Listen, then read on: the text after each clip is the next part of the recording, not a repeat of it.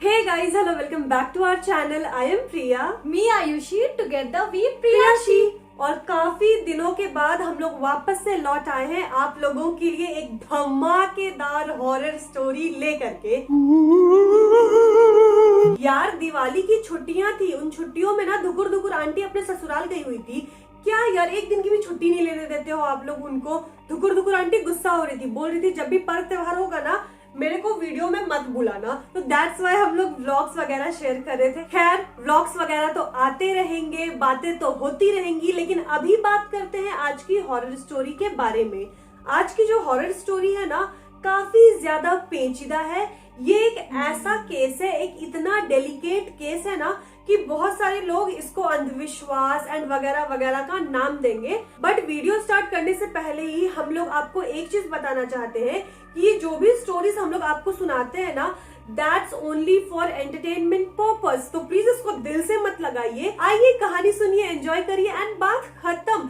ऐसे भी ये कहानी जिसके साथ हुई है वो सच्ची बात है कि नहीं है, वो हमसे झूठ बोल रही है या सच बोल रही है, हम लोग किसी को जज नहीं कर सकते क्योंकि हमारा पैर उनके जूते में नहीं है। तो हम लोगों को किसी को भी जज नहीं करना चाहिए क्योंकि जिसके साथ ये सारी चीजें बीतती है ना उन्हें ही पता होगा भाई साहब कि कैसा लगता होगा। और अगर ये स्टोरी सच में सच्ची होगी ना तो भाई साहब आप लोगों की ना हवा टाइट होने वाली है। सच्ची बात है क्योंकि ये एक ऐसी अनयूजुअल स्टोरी है ना जो कि बहुत ही ज्यादा कम सुनने को या देखने को मिलती है। तो चलो without any further ado let's get into the video.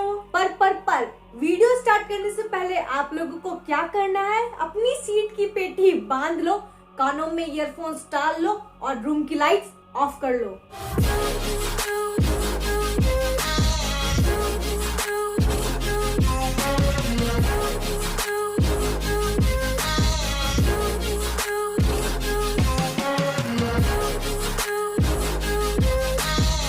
आज की जो ये स्टोरी है ये हमारे साथ हमारी एक सब्सक्राइबर ने शेयर की है और ये उनकी आप बीती है, मतलब कि ये घटना उनके साथ खुद हुई थी। तो कहानी शुरू करने से पहले जैसा कि हमारा रिवाज है सबसे पहले हम लोग नामकरण करते हैं। तो यहाँ पर ना आज हम लोग अपने पसंद का नाम नहीं रखेंगे क्योंकि हमारी सब्सक्राइबर ने डिमांड किया है कि दीदी प्लीज मेरा नाम ना आफरीन रखना वीडियो में। तो ठीक है चलो आपकी डिमांड को हम लोग पूरा करते हैं, आपका नाम आफरीन रखते हैं। तो आफरीन बताती है कि वो बांग्लादेश की रहने वाली है। तो आफरीन के घर में ना आफरीन, उनके मम्मी पापा और उनकी 2 बहनें रहती हैं। उनकी जो दोनों बहनें हैं ना एक आफरीन से बड़ी है, एक आफरीन से छोटी है। आफरीन जो है बीच की बच्ची है, मंझली बेटी जिसको कहा जाता है। और जबकि ये घटना है ना इसे हुए करीब आज से 4 से 5 साल हो चुके हैं। और उस टाइम पर आफरीन की जो बड़ी बहन है वो काफी ज्यादा बड़ी थी क्योंकि तीनों बहनों में काफी ज्यादा एज गैप है। तो आफरीन बताती है कि उन्होंने ना 4 से 5 साल पहले अपना नया घर बनाया था बांग्लादेश में। तो वो अपने परिवार के साथ उस घर में रहने लगी थी और नए घर में रहने की खुशी तो आप लोगों को पता है क्या होती है। तो जब आफरीन का नया घर बना था तो आफरीन और उसकी बड़ी बहन ने एक अपना सेपरेट रूम रख लिया था और उसकी जो सबसे छोटी बहन थी शायद उस टाइम वो गोद में थी तो वो मम्मी पापा के साथ सोती थी। तो जब आफरीन और उसकी बड़ी बहन एक साथ रूम में सोया करती थी ना तो रात में ना उन्हें बहुत अनयूजुअल चीजें फील होती थी। उनको क्या लगता था ना कि उनके घर में उन 5 लोगों के अलावे भी कोई है। और ये चीज केवल आफरीन को फील नहीं हुआ था, आफरीन के अलावे परिवार के हर एक मेंबर को फील हुआ था। किसी को ज्यादा फील होता था, किसी को कम फील होता था। आफरीन और उसके परिवार को अजीब गरीब आवाजें सुनाई देती थी, घुंघरुओं की आवाज आना, बर्तनों का गिरना, रोने की आवाज सुनाई देना। अब आफरीन और उसके परिवार के लिए ना थोड़ा कॉमन हो चुका था, पर समय के साथ ये सारी चीजें ना और ज्यादा बढ़ रही थी। तो आफरीन की मम्मी ने आफरीन के पापा को बोला कि झाड़ फूक करने वाले को बुलाइए या किसी मौलवी को बुलाइए और एक बार हमारे आसपास चेक करवा लीजिए कि सब कुछ सही है कि नहीं है। आफरीन के पापा ने पहले तो इग्नोर किया, बट जब उनकी मम्मी ने उन्हें ज्यादा प्रेशराइज किया ना तो उसके पापा ने एक मौलवी को बुलाया। जब मौलवी घर आते हैं तो उन्होंने जो भी अपना प्रक्रिया करना था किया। करने के बाद वो बोलते हैं कि नहीं नहीं इस घर में तो कोई प्रॉब्लम नहीं है, ये घर बिल्कुल सही है, आप लोगों को थोड़ी सी गलत फहमी हुई होगी। फिर आफरीन के पापा उसकी मम्मी को क्या बोलते हैं कि भाई ये सब कुछ नहीं होता है, भूत पिचास आज के जमाने में रह के तुम लोग क्या भूत पिचास का सोचते रहती हो, चूहा हुआ होगा डेली डेली आ जाता होगा, घर में एक बार चेक करवा लेंगे, जरूर कहीं ना छेद या बिल रह गया होगा जिससे चूहा आता होगा।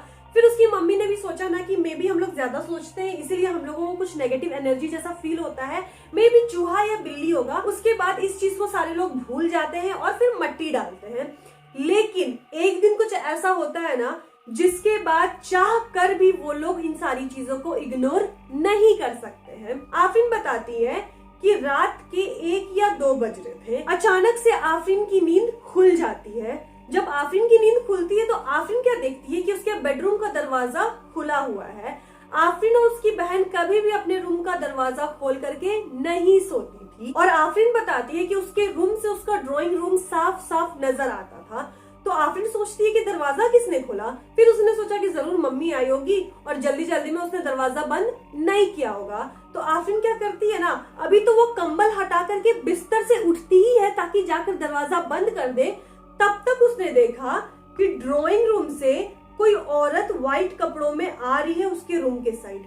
ये देखते ही आफरीन तुरंत से बेड पर लेट गई और अपनी दीदी को कस करके पकड़ लिया। उसके बाद वो धीरे से कंबल के अंदर अपनी दीदी को चिकोटी काट रही थी कि दीदी उठो, दीदी उठो। पर दीदी तो घोड़े बेच के सो रही थी, दीदी कहाँ उठने वाली थी। और बार बार उसकी दीदी आफरीन को हटा देती थी कि हटो, मेरे को सोने दे दो। तुम क्यों डर गई? खैर, तो उसकी दीदी नहीं उठ रही थी। अब आफरीन की ना हवा टाइट थी। आफरीन क्या करती है, अपने कंबल को हल्का सा हटाती है और देखती है कि आखिर उसने जो देखा वो सच है या उसका वहम है। उसके बाद आफरीन ने देखा कि वो औरत उसके रूम के दरवाजे के सामने ऐसे टू एंड फ्रो मोशन में पेंडुलम की तरह घूमे जा रही, घूमे जा रही, घूमे जा रही। 1-2 बार तो धीरे धीरे आफरीन ने खुद को भी चाटा मारा, ये देखने के लिए कि वो सपना देख रही है कि ऐसा सच में रियल में कुछ हो रहा है। फिर आफरीन 2 मिनट के बाद चेक करने के लिए कंबल हटाती है एंड वो अगेन देखती है कि वो औरत अभी भी वही है। एंड इस बार तो वो देखती है ना कि जो घर का दीवार एंड दरवाजा है ना, वो औरत सीधे सीधे पार कर जा रही है। मतलब वो कोई बॉडी नहीं थी, वो एक साया था। और आफरीन बताती है ना कि ऑल्दो उसके कमरे की एंड ड्राइंग रूम की बत्ती बंद थी, पर उस औरत के प्रेजेंस के कारण उसके चारों ओर इतनी रोशनी हो रखी थी ना कि उस औरत का साफ साफ हुलिया दिख रहा था। अच्छी खासी हाइट थी उस औरत की एंड उसकी उम्र लगभग 25-26 साल हो रही थी। ये लंबे लंबे घुटने तक बाल थे। उसके बाद आफरीन ने अपनी बहन को उठाया और बहन को उठाने के बाद बोला कि दीदी उठो, दीदी उठो, और जोर जोर से अपनी बहन को मारने लगी। कुछ देर के बाद आफरीन की बहन उठती है एंड उठने के बाद बोलती है क्या हुआ। तो आफरीन बोलती है धीरे बोलो, धीरे देखो दरवाजे के पास कोई है। तो उसकी दीदी ऐसे पलट करके दरवाजे के पास देखती है और बोलती है क्या है यार, सोने दो ना, कुछ भी नहीं है। फिर आफरीन बोलती है दीदी मेरी बात मानो, पिछले आधे घंटे से हम देख रहे हैं वहां पर एक औरत है। उसके बाद उसकी दीदी की भी नींद खुल जाती है। ऐसी बात सुनकर भाई किसकी नींद नहीं खुलेगी। और बालों को समेट करके जैसे ही उसकी दीदी बेड से उतरती है स्विच को ऑन करने के लिए, उसकी दीदी भी देखती है कि ड्राइंग रूम में एक औरत घूम रही है। और ये देखने के बाद उसकी दीदी सीधे बिस्तर पर फांद जाती है। उसके बाद दोनों बहनें कंबल के अंदर। अब दोनों को समझ में नहीं आ रहा था कि करे भी तो क्या करे, दोनों की तो आवाज भी नहीं निकल रही थी। उसके बाद जैसे तैसे हिम्मत करके दोनों बहनों ने जोर से चिल्लाया मम्मी। इसके बाद आफरीन की मम्मी दौड़ के उनके रूम में आती है और दोनों बेटियों को पकड़ लेती है। फिर आफरीन और उसकी दीदी ने उसकी मम्मी को सारी बातें बताई। उसके बाद ये सब सुनने के बाद उनकी मम्मी का जो वहम था ना कि इस घर में जरूर कोई नेगेटिव एनर्जी है, वो अब यकीन में बदल चुका था। अब अपनी दोनों बेटियों को रोता देख के ना आफरीन की मम्मी को समझ में नहीं आया कि करे भी तो क्या करे। अब आधी रात में उन्होंने क्या किया कि कुरान की आयतें पढ़नी शुरू कर दी। आयत पढ़ते पढ़ते अचानक से उसकी मम्मी रुक गई।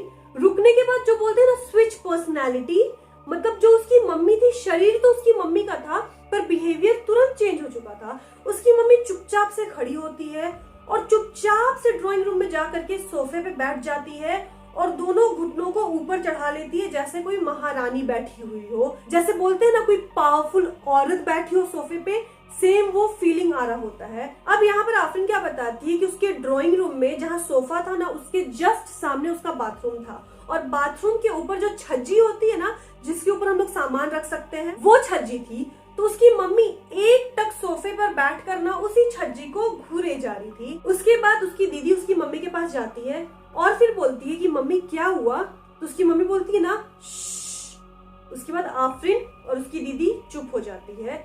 उसके बाद उसकी मम्मी बोलती है देखो छज्जी पर ध्यान से देखो, उसके बाद का जो नजारा था ना भाई साहब, वो तो आप लोगों को रानी बताएगी। अब आफरीन की मम्मी ने अपनी दोनों बेटियों को बाथरूम के छज्जे के ऊपर कुछ ऐसा नजारा दिखाया ना, जिसके बाद दोनों बहनों की सिट्टी पिट्टी गुम हो गई। इसके बारे में थोड़ा कहानी के आगे बात करेंगे, पर इससे पहले कुछ ऐसे बातों को हम आपको बता देते हैं जिसके बाद आपको पूरी कहानी समझने में बहुत ज्यादा आसानी हो जाएगी। यहाँ पर पहले हम लोग फोकस करते हैं आफरीन की मम्मी के ऊपर। तो आफरीन की मम्मी के जो दादाजी थे ना, वो एक मौलवी साहब थे, और मौलवी साहब तो आपको पता ही किस चीज में एक्सपर्ट होते हैं, नेगेटिव एनर्जीज को भगाने में और साथ ही साथ भूतों को भगाने में। तो यहाँ पर ना हम आप लोगों को एक चीज क्लियर कर रहे हैं, मे भी बहुत लोगों को पता नहीं होगा, लेकिन जितने भी झाड़ फूक करने वाले होते हैं ना, चाहे वो मौलवी हो जाए, ओझा हो जाए या फिर पंडित हो जाए, ये लोग जितने भी रिस्की काम करते हैं ना नेगेटिव एनर्जीज को भगाने में, वो लोग अपने साथ अपने सेफ्टी के लिए अच्छे भूतों को भी साथ रखते हैं। और अगर वो लोग अपने प्रोटेक्शन के लिए अच्छे भूतों को साथ में नहीं रखेंगे तो नेगेटिव एनर्जीज उनको जान से मार भी सकते हैं। तो इसीलिए लगभग सारे झाड़ फूक करने वाले अपने और साथ ही साथ अपने घर परिवार की सेफ्टी के लिए अच्छे भूतों को साथ में रखते हैं। तो ऐसा ही आफरीन के जो दादाजी थे ना, अच्छे भूतों को यानी कि जो प्योर सोल्स होते हैं उसको भी अपने साथ प्रोटेक्शन के लिए रखते थे।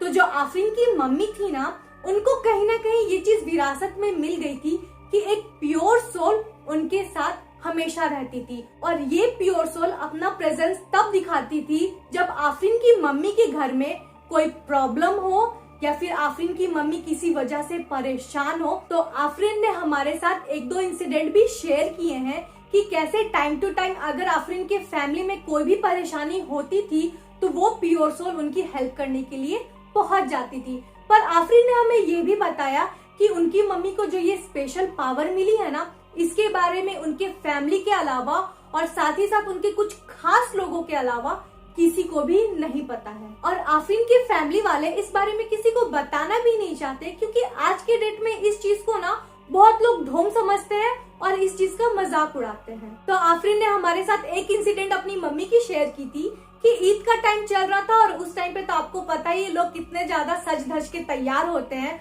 तो उसी दौरान आफरीन की मम्मी ने ना एक बहुत ही सुंदर गोल्ड का चेन पहना था। तो काम करते हुए में भी आफरीन की मम्मी का गोल्ड का चेन गुम हो गया था, जिसके कारण आफरीन की मम्मी बहुत ज्यादा टेंशन में आ गई थी। और टेंशन के कारण आफरीन की मम्मी का जो रो के बुरा हाल था ना, ऑब्वियस सी बात है किसी का इतना महंगा गोल्ड का चेन गुम हो जाए और वो भी किसी त्योहार के दिन, तो आप समझ ही सकते हो कि इसकी सिचुएशन क्या होगी। और ईद का दिन आफरीन की मम्मी ने रोते रोते निकाल दिया।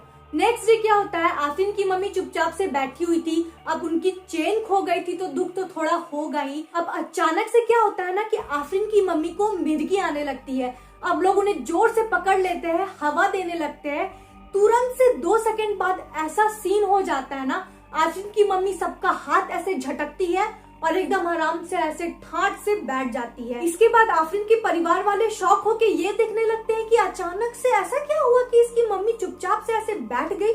इसके बाद आफरीन की मम्मी जोर से चिल्ला के पता है क्या बोलती है, अपने किसी पड़ोसी का नाम लेके कि इस फलाना ने मेरे मरीज का चेन चुराया है, इसकी हिम्मत कैसे हुई मेरे मरीज को परेशान करने की, इसको हम ऐसा सजा देंगे ना कि ये जिंदगी भर याद रखेगा। आफरीन की मम्मी पे जो प्योर सोल आती थी वो आफरीन की मम्मी को एज अ मरीज बोल के प्यार से बुलाती थी। और यहाँ पर आफरीन के परिवार को ये पता चल चुका था कि असली चेन का चोर कौन है, लेकिन फिर भी आफरीन के परिवार वालों ने जाने दिया क्योंकि इसका कोई पक्का सबूत नहीं था।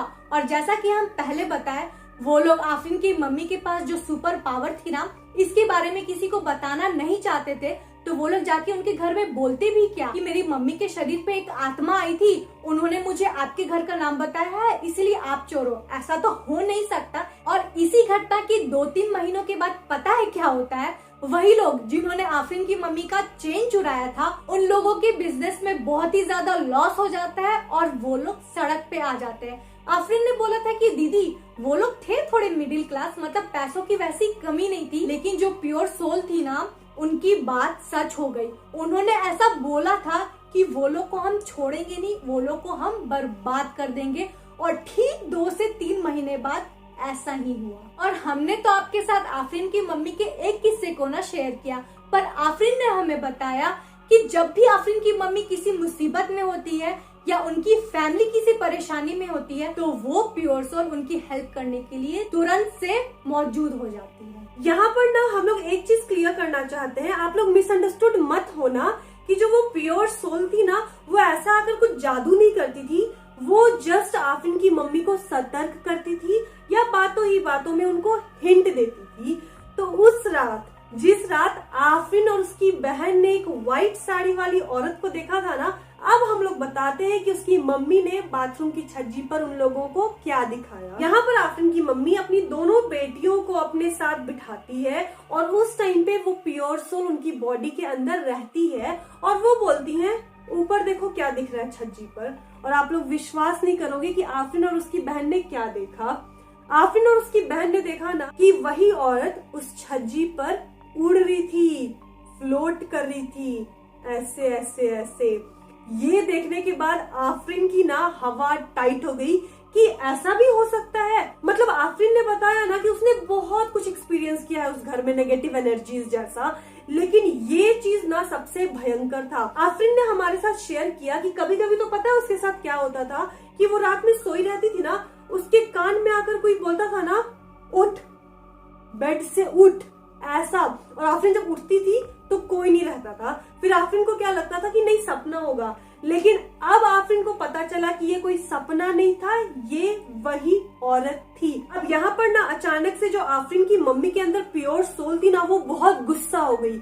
आफरीन की मम्मी जोर जोर से सांस लेने लगी और गुस्से में क्या बोलती है कि हम बोले थे कि इस घर में कुछ ना कुछ गड़बड़ है, तुम लोग इस घर को चेक करवाओ, तुम्हारा पति चेक नहीं करवाता है और देखो इसका नतीजा क्या हुआ है। जल्दी से जल्दी चेक कराओ क्योंकि ये जो चुड़ैल है ना वो तुम्हारी बच्ची लोग पर टाक लगा के बैठी है और तुम्हारी बच्ची लोग को खा जाएगी। यहाँ पर ना उस प्योर सोल ने ये भी बताया कि ये चुड़ैल इस घर में तुम लोग के साथ उस दिन से रह रही है ना जिस दिन से तुम लोग इस घर में आए हो। तो सबने ये सोचा कि आखिर क्यों अभी तक इस चुड़ैल ने किसी को भी हार्म नहीं किया या हानि नहीं पहुंचाई। तो वो जो चुड़ैल थी ना वो ताक लगाकर तो बैठी थी कि जब भी मौका मिले वो किसी ना किसी एक फैमिली मेंबर के ऊपर हावी हो जाए, बस उस प्योर सोल के कारण वो ऐसा नहीं कर पा रही थी। लेकिन जैसा कि हमने अभी आपको ये तुरंत बताया कि वो प्योर सोल इतनी भी पावरफुल नहीं थी, वो केवल थोड़ी बहुत हेल्प कर सकती थी। दैट्स व्हाई वो उस चुड़ैल को भगा नहीं पा रही थी, लेकिन आफरीन के परिवार की रक्षा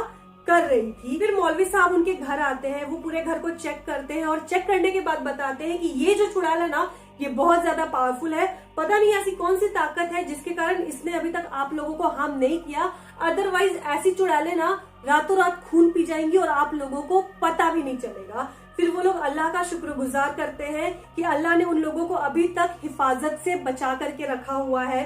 उसके बाद मौलवी साहब अपनी प्रक्रिया शुरू करते हैं, कुरान की आयतें पढ़ते हैं, उसके बाद घर के हर एक मेंबर को ताबीज वगैरह बांधते हैं और कुछ कुछ चीजें देते हैं कि रात में सोने से पहले तकिए के नीचे रख लेना और फिर सोना ताकि सुरक्षित रहो। और ये जो प्रक्रिया थी ना घर से चुड़ैल को भगाने की, ये लगभग 15 से 20 दिनों तक चलती है, क्योंकि वो जो चुड़ैल है ना उसका हिस्ट्री भी अलग ही लंबा था। तो अब यहाँ पर मौलवी साहब ये खुलासा करते हैं कि आखिर ऐसी क्या वजह थी जिसके कारण वो चुड़ैल आफरीन के परिवार को परेशान करके रखी थी। तो आफरीन का जो नया नया घर बना था और ठीक उसी बाथरूम के छज्जे के एरिया के साइड घर बनने से पहले 3-4 पेड़ हुआ करता था, जिसमें से बरगद के पेड़, इमली के पेड़ और शायद अमरूद के पेड़ थे।